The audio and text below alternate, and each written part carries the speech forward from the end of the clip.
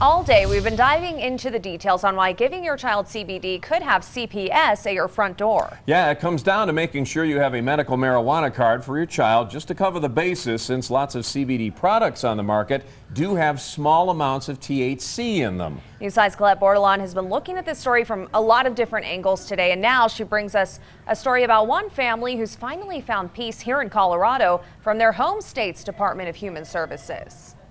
The Jergers moved here from Indiana. Now they're suing CPS there after they started investigating the family for neglect when the Jergers wanted to take their young daughter off of pharmaceuticals and switch to CBD.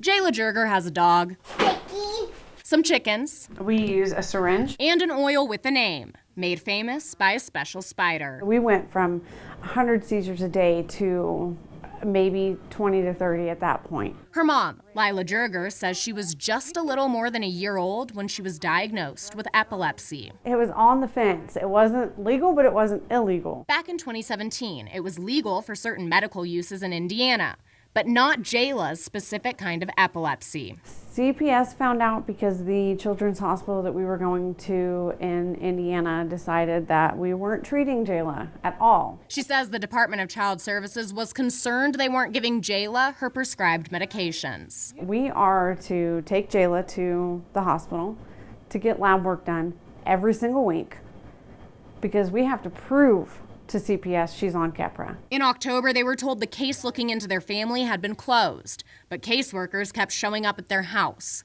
So the family filed a lawsuit at the start of 2018. And that began the crapshoot that was going to be our life from then on.